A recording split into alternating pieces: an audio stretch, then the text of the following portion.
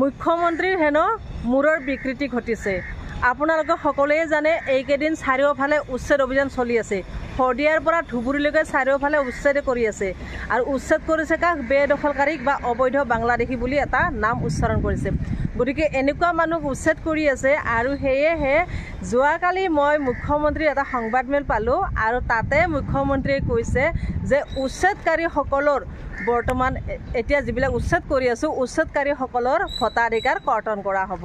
আৰু তেতিয়াই মই কমেণ্টবিলাক পঢ়ি চালোঁ আৰু কমেণ্টত পালোঁ যে মুখ্যমন্ত্ৰীৰ মূৰৰ বিকৃতি ঘটিছে আৰু মুখ্যমন্ত্ৰী বিভিন্ন ধৰণে গালিও পাৰিছে বহুত মানুহে।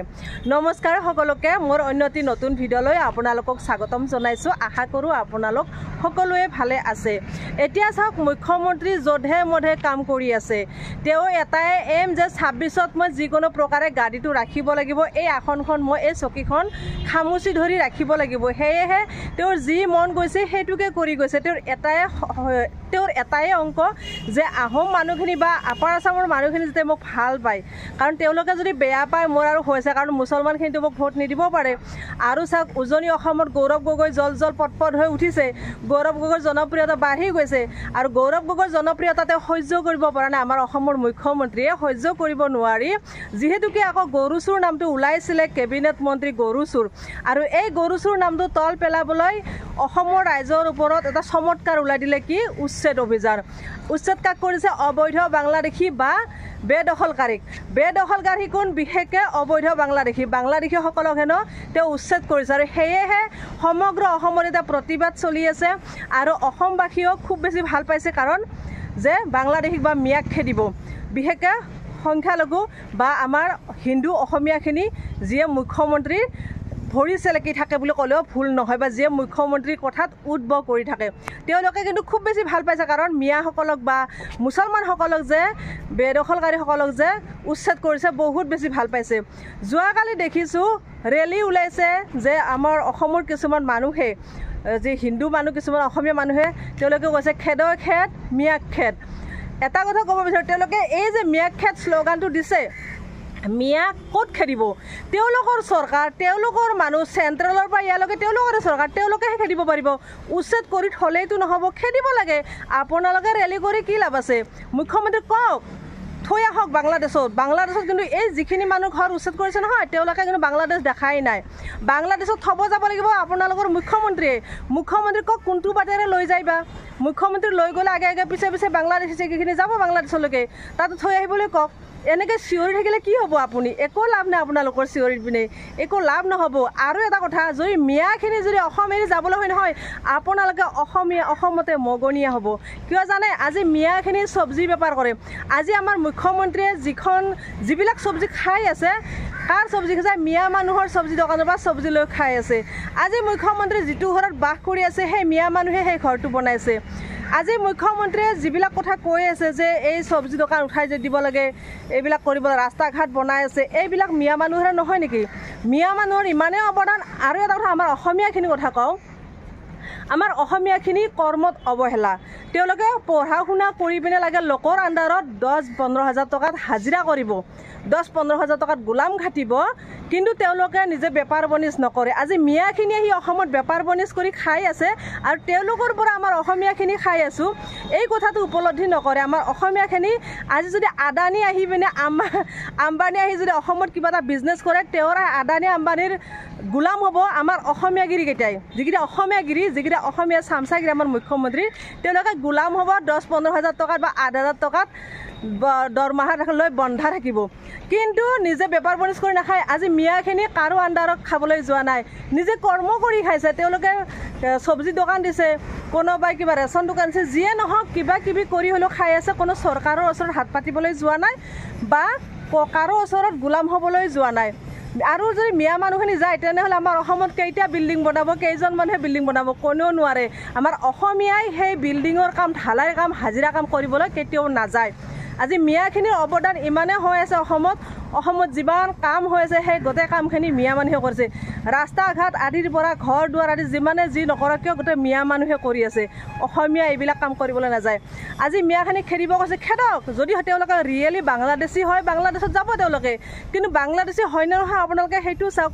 এতিয়া চাওক মুখ্যমন্ত্ৰী কৈছে যে উচ্ছেদকাৰীৰ কৰ্তন কৰা হ'ব ভোটাধিকাৰ। এতিয়া মই শুনিবলৈ পাইছোঁ কিছুমানে কৈছে যে মুখ্যমন্ত্ৰী আইন আদালত গোটেই তেওঁৰে নেকি। মুখ্যমন্ত্ৰী পাহৰি গৈছে যে তেওঁক সেই চকীখন ৰাইজে দিছে, তেওঁৰ যি ইচ্ছে সেইটোৱে কৰিব নেকি।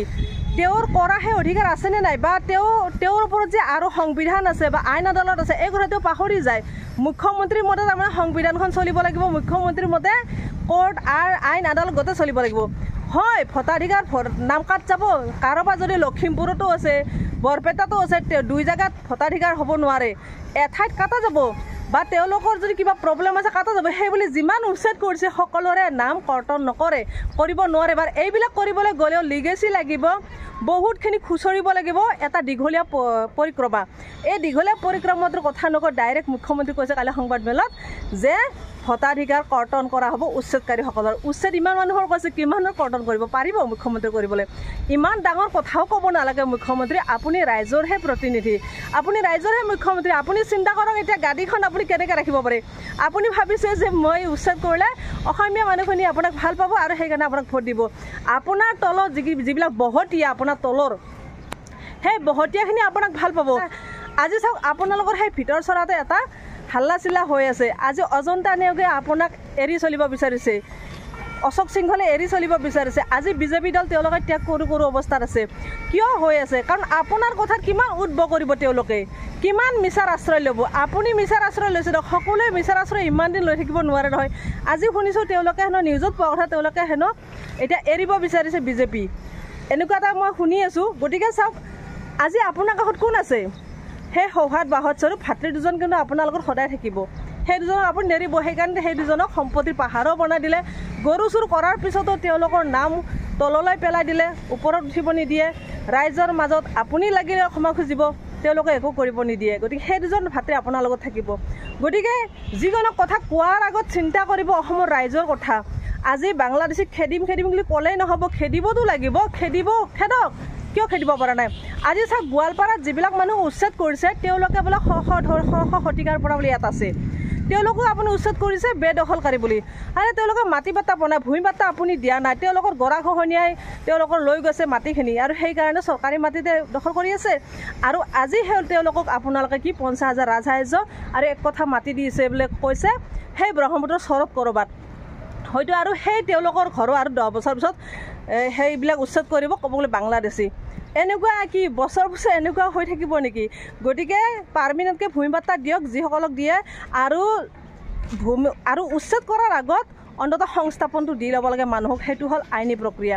সংস্থাপন নিদিয়াকৈ আপুনি খালি উচ্ছেদ কৰি গৈ আছে। উচ্ছেদ কৰিতো একো লাভ নাই। আৰু আপোনাৰ উচ্ছেদত আপোনাৰ কিছুমান চামচাগিৰিয়ে বা লৈ আছে যে আমাৰ মুখ্যমন্ত্ৰী চেলুট, আমাৰ মুখ্যমন্ত্ৰী ভাল কাম কৰিছে। আৰে ভাল কাম কিমান কৰিছে আপুনি 26ৰ উত্তৰটো পাব। আৰু এটা কথা, আপুনি বাৰে কৈ থাকে যে 26ত আমাৰ হ'বই চৰকাৰ। আপোনাৰ যদি চৰকাৰে হয় 26ত, তেনেহ'লে আপুনি ইলেকশ্যন খেলিবই নালাগেচোন। ভালে কথা, ইলেকশ্যন কিয় খেলিব লাগে? খেলিব নালাগে। আৰু মই যোৱাকালি আমাৰ ৰাজ্যিক বিজেপিৰ সভাপতি দিলীপ শইকীয়াই কোৱা শুনিছোঁ যে আজি যিবিলাক উচ্ছেদ কৰিছোঁ অবৈধ বাংলাদেশী, তেওঁলোকে এটা সময়ত ভোটাধিকাৰ হ'ব, তেওঁলোকে গোটেই অসমখন ল'ব। আপোনাৰ ভয় লাগি গ'ল, কাৰণ এতিয়া যিহেতুকে অসমৰ বেছিভাগ মাটি আপোনালোকে লৈছে। যেনেকৈ মুখ্যমন্ত্ৰীৰ সম্পত্তিৰ পাহাৰ হৈছে, মুখ্যমন্ত্ৰীৰ পত্নীৰ নামত, জয়ন্ত মল্ল বৰুৱাৰ পত্নীৰ নামত সম্পত্তিৰ পাহাৰ হৈছে। সেইকাৰণে আপোনালোকে ভাবিছে আৰু কেইবছৰ পিছত তেওঁলোকে যেতিয়া ভোটাধিকাৰ হ'ব, তেওঁলোকে যেতিয়া ৰাজনীতি কৰিব, তেওঁলোকে গোটেই অসমখন লৈ ল'ব। আমাৰ খিলঞ্জীয়াৰ অসম নাথাকিব। কিন্তু আপোনালোকে যেনেকৈ খিলঞ্জীয়াক ঠগাই খাইছে, সেইকাৰণে আপোনালোকৰ ভয় হৈছে যে তেওঁলোকক খাব নেকি। সকলোৱে তেনেকৈ আপোনালোকৰ নিচিনা সম্পত্তি পাহাৰ গঢ়িম বুলি ৰাজনীতিলৈ নাভাবিব। আজি গৌৰৱ গগৈক চাওক, কিবা কৰিছে। গৌৰৱ গগৈৰ পিতৃ 15 বছৰ অসমখন চলালে, কিন্তু গৌৰৱ গগৈৰ নামত এক কথা মাতিও নাই। তেনেকুৱা হ'ব লাগে, ৰাজনীতি কৰিলে তেনেকুৱা হ'ব লাগে, নিকা হ'ব লাগে। আপোনালোকে দুৰ্নীতিৰে লুতুৰ পুতুৰ হৈ আছে, হয়নে নহয় গাইজ? কমেণ্টত জনাব। এইখিনি কৈ আজি মই মোৰ ভিডিঅ'টো সামৰিছোঁ। আজিলৈ বাই বাই।